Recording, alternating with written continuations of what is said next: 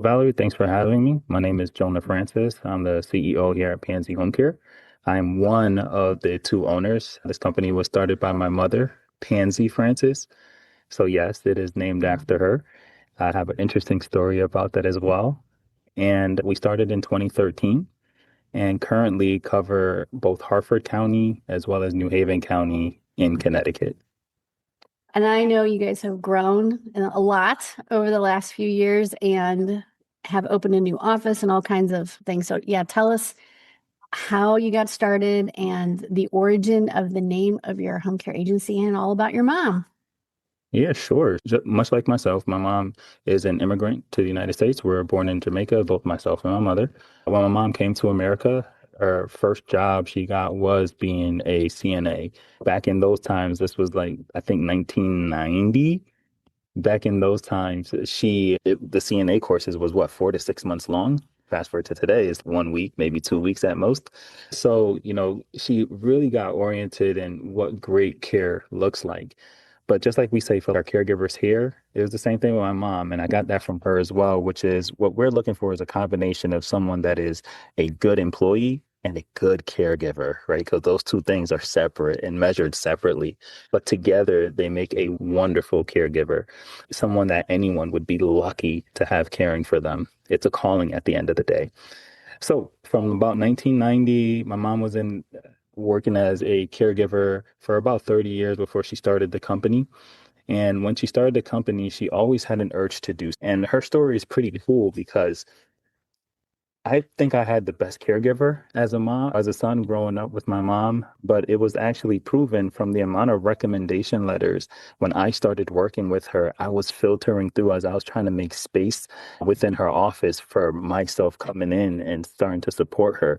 And as I was like starting to throw things out, I said, you know what, let me look at what I'm throwing out. And what I was throwing out, I had to take them all back was like recommendation letter after recommendation letter. I filtered through almost 25 different recommendation letters from the owners of places like Hebrew Home and Hospital, which is still active to this day, as well as some other places that are now closed down. But that's who my mom was.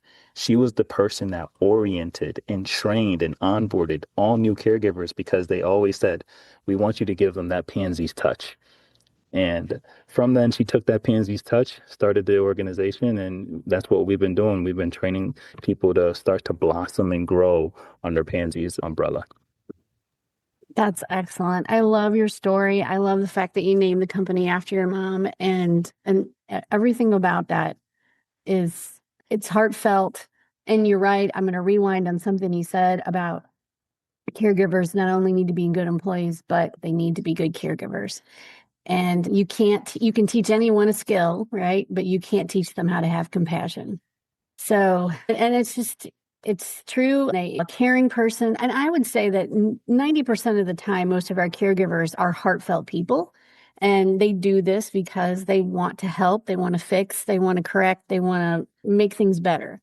Yeah. And you cannot teach that kind of heartfelt desire to or calling to care for others. So I love the whole story. And you talked about two offices in the beginning. So tell us a little bit about how you've grown over the last couple of years because you've opened a new office and tell us a little bit about all that. Yeah, as of November 2025, we launched in a second county here in Connecticut. And the reason we did that was because of the impact we're looking to have by the end of 2029. Our mission is very simple and our vision is very simple. It's to be the authority on dementia care here in Connecticut, covering all of Connecticut. And in order to do that, we do want to help everybody, including caregivers as well. And in order to do that successfully, we need to branch out and be so that we can cover all facets of Connecticut. So our mission is simple. Once again, is to be able to support everyone in Connecticut. And the only way we could do that is through expanding. Yeah, absolutely. And I'm so excited for you guys to have that new office open and yeah, it's pretty wonderful. So also tell us about your specialty because not every home care agency, a lot of home care agencies will say they specialize in dementia care, but you're different when you say that. Yeah. I would say so. We don't even call it a specialty. It's just who we are because you go around in our industry and everyone has a dementia specialty program. And for us, it's just our DNA. It's not a specialty. It's not an ancillary program that we have. It simply is who we are. It's all we do. We live and breathe dementia care. And I'd say that through our three differentiators, number one, we're Purple Flag. We are the first Purple Flag accredited home care agency. Purple Flag is usually within the assisted living realm. And I'm proud to say that we help them to branch out into the home care sector, including reviewing policies and procedures as the first organization that went through that process with them so they can get it right for the non-medical side of care. What Purple Flag does is it shows that we have the systems, policies, and procedures of a world-class organization working with people living with dementia. The second differentiator, I would say, is PAC, right? We are the only PAC designated organization in New England, and PAC stands for Positive Approach to Care with the great Teepa Snow. And I myself am a mentor for her organization. And what PAC does is it teaches you about the brain. So you have a not only a better understanding of the people that you're working with and how brain change impacts their livelihood and the progressions, but it also helps you to start learning about yourself a little bit more as a caregiver. And so when it comes to the teaching of how to support people living with dementia care, we're not inventing anything here. We're taking what works and applying it to our organization.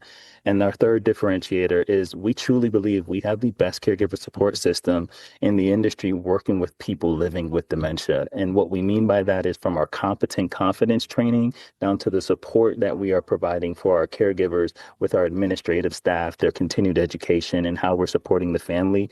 We don't have a name for what our caregivers might be going through, but we do have an actual image that stays in our mind that leads us within the trainings that we're doing to best be able to support them when they call in. And that image looks like this because they're typically on the phone trying to explain to you what's going on while trying to listen for your feedback at the same time trying to keep themselves and their clients safe. Even the best trained caregiver finds themselves in situations that they can't always figure out on their own. So they need people that are competent and confident in their trainings and abilities to be able to help them. And we're proud of our continued approach to try and get that right. First, you have to name it. While we didn't name it, we have an image for it, but you have to have something to be able to continue to build off to support people in the right way. And I'm proud of what we've done so far. And you know what? I have talked to very few home care agencies who have taken this as seriously as you have taken this. And the state of Connecticut is very lucky And because thank you. because we need more focused home care agencies that are supporting their staff caregivers, their family caregivers, dementia. We need that training and focus to be way more intense than what we're doing right now across the board. So whatever accolades you've been given are well deserved. And like I said, the folks in the state of Connecticut are lucky that you are where you are, because if I had to choose a home care agency, my parent obviously had dementia of some kind, there is no other choice for me. So I appreciate you taking, and this is an enormous amount of work for you. This is it's not like this just was something that you piecemealed together. This is a Yeah. tremendous amount of work for all of you, from your staff to your leadership, to make something like this happen. So I appreciate that. Thank Thank you, Valerie. And I would just say to that, it's the same thing like when we go out and we have in-services and lunch and learns. It's very easy for people to fall in love with everything that I'm saying and think that we are perfect. And dementia care is not perfect. So even with talking to you and whatever the audience is that might be listening here, we are not perfect. Again, dementia care is not perfect. So what we do though is we live by our core values, which is AAU with an extreme in front of it, right? Extreme urgency, extreme awareness, and extreme accountability. Reverse order: extreme accountability, extreme awareness, and extreme urgency. And so, because great care cannot wait, And as long as we are responding in the urgency that situation demands, that's what we feel most comfortable with. If we're preparing our caregivers for success, that's what we feel most comfortable with. And we've put in the processes and layers to give ourselves the best chance of being successful. And I think that's what our families that choose to partner with us appreciates most. We're transparent, we're upfront, we're not going to hope that something that you requested or we discussed might just go away and brush something under the rug. We are very aware, accountable, and we're going to be there at the urgency that the situation demands. And I think that's what they love most about us. Plus, we understand dementia care, right? It's a little bit different. Yeah, absolutely. Yeah. And so let's get back to what you're looking for in a caregiver. We touched on it, but I would imagine that not only is this a great place to work, and I get it, nobody's perfect, no home care, no business is perfect, no, none of us are perfect. You're looking for caregivers that meet certain criteria, and they are probably extremely happy that they found you once they have. So tell us what you guys are looking for when you have someone come to your door to apply for a job. Yeah, most definitely. Even today, there's an orientation going on in the background, and the amount of time that we spend with caregivers before they even start their first shift, I think is a little bit different. And the type of trainings that we put them through is a little bit different. And that's the comments that we get repeatedly by everyone that walks through our door. But in terms of what we're looking for, it's very easy for us. We've identified what that looks like for our organization, and we require three things. We're looking for three things from our caregivers. The ability, number one, to provide care and safety. I think that's the root of all home care agencies, whether it's dementia care or not.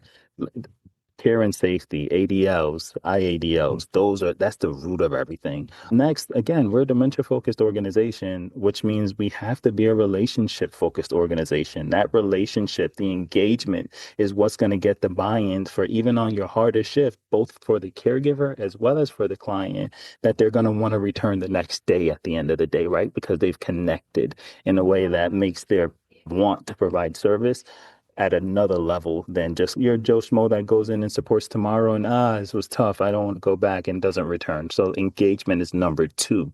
And then the third thing for us is supporting the family.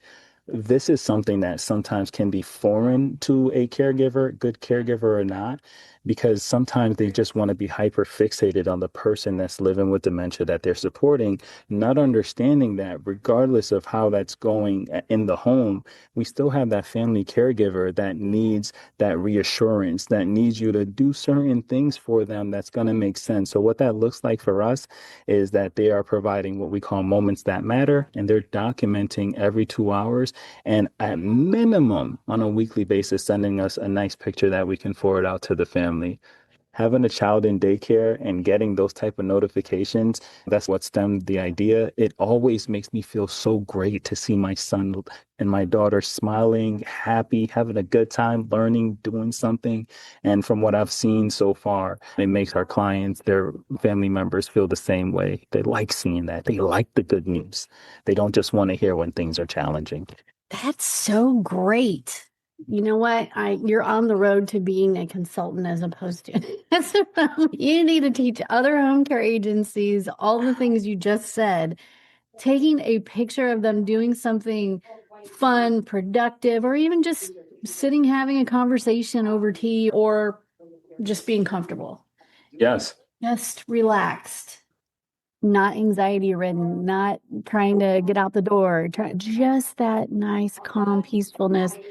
Everybody feels so much better when that happens. And yes, 100%, I would Valerie. love that too.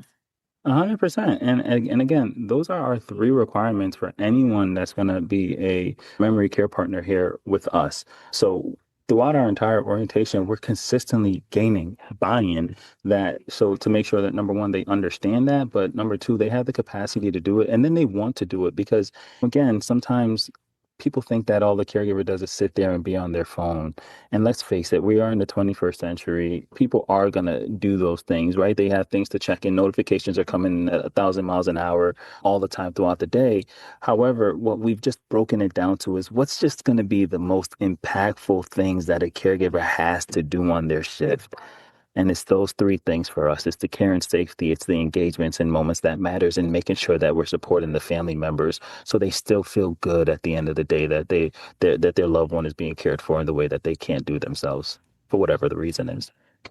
Yeah, if you break it down, it's that simple. It's that simple. Make the daughter feel like this is the right decision. And And then they're going to be with them for forever, right? I think everyone wants a good relationship at the end of the day, and I think that's the secret, at least in dementia care, non-medical dementia care, anyways. yeah, absolutely. I thank you so much for all of this great information about you guys. Did you come up with all of this yourself? Did you learn this from someone else? Yeah, everything. So when I came into the industry in 2017, when I joined my mom, I knew nothing, but I would also say that I had the best teacher, which was my mother. And then I picked up different mentors throughout the span of being within the industry. When we decided to change from being a general home care agency to a dementia focused agency in 2020, what I like to say is our hearts and our numbers aligned. We were starting to lean in that direction. I started becoming known for dementia care, and the agency slowly started to follow suit. And when we looked up at our census, we saw that almost 90% of our census were people living with dementia. And were we providing the right care? At the time, we were doing the best we could, and we've learned so much more about how to do this. And so, to answer your story, it was all of those mentors, all of the teachings and learnings along the way that we've adopted that's helped us to become where we are today. As I'm sure that this will continue to evolve as we continue to learn more and just put ourselves in a better place to be able to provide, to fill the four buckets, support our administrative team, our caregivers, our clients, and make sure that the organization remains healthy as well. Absolutely. You've done such a great job. I appreciate you being here. And again, Connecticut needs to be like, yes, he lives here. They're here. Thank you for talking to me, for sharing this with everyone, and we'll make sure that we get this out there. Thanks, Valerie. I appreciate the opportunity.